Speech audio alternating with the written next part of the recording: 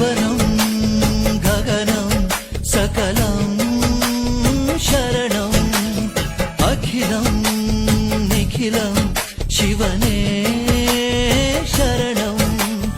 ಉಸಿರನು ಕಾಯಲು ಹಸಿರನು ನೀಡಿದ, ಇರುಳನು ನೀಗಲು ಹಗಲನು ನೀಡಿದ, ಶರಣು ಎನಲು ಇವನು ಒಲಿದು ಬರುವ,